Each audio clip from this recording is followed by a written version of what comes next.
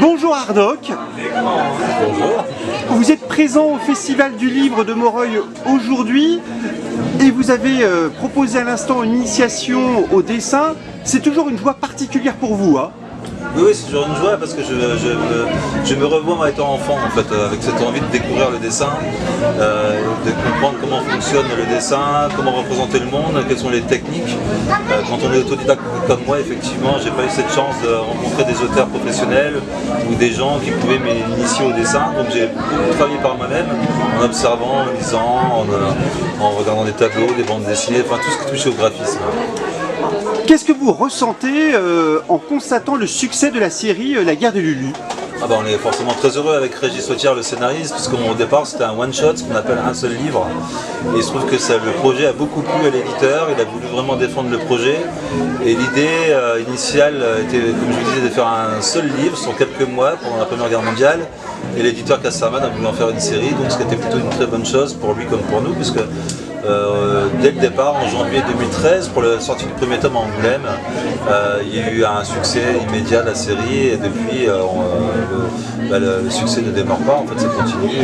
On travaille actuellement sur le tome 10, donc ça fait entre 12 et 14 ans qu'on travaille sur la série, donc on ne pensait pas en arriver un jour à ce niveau en fait, de tome et surtout de réussite en termes de lecture au niveau des lecteurs en fait, tout simplement.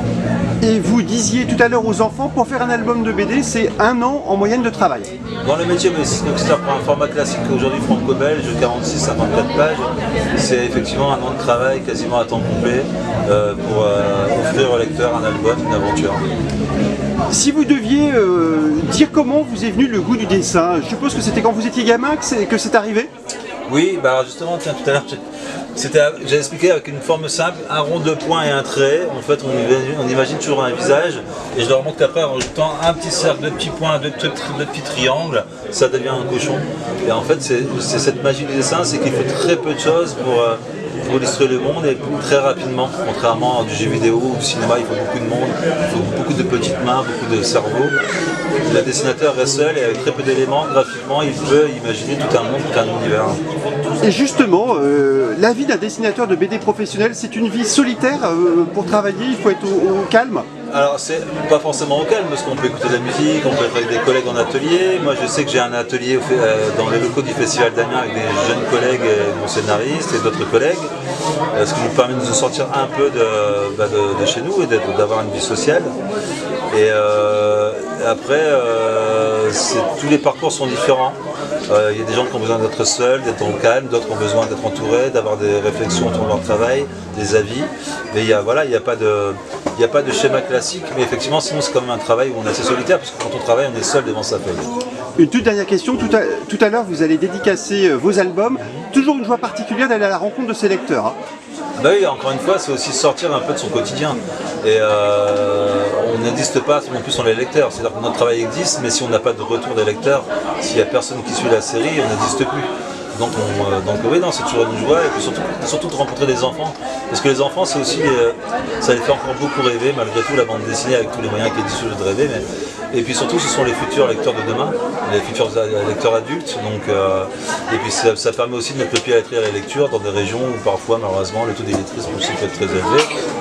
Et puis c'est un moment magique, toujours une rencontre, puisqu'on peut discuter, on peut avoir on peut être effectivement rigoler, on peut avoir des avis, on peut avoir des remerciements, on peut nous apporter des témoignages d'émotions. Il y a vraiment tout un packaging comme ça en fait assez large qui contribue à ce que nous aussi on puisse être bien dans notre peau et continuer à avancer sur notre histoire. Et pendant l'atelier que vous avez proposé aux enfants, on peut constater que les enfants étaient particulièrement sages et à l'écoute, hein. Oui, je leur ai demandé s'ils avaient aussi des langues parce qu'ils ne parlaient pas. Mais ils sont un peu timides, j'imagine aussi que le fait que peut-être que ça rappelle un peu l'école, alors que je ne suis pas là comme un enseignant mais plutôt pour un moment de détente, mais ça peut se comprendre ce samedi matin, tout le monde est un peu intimidé, il y a du monde, il faut se réveiller, donc mais oui ils étaient très à l'écoute et puis ils ont fait, effectivement ils ont bien suivi, donc j'espère qu'ils ont retenu quelques petites choses en tout cas. En tout cas merci beaucoup. Mais merci à vous. Au revoir. Au revoir.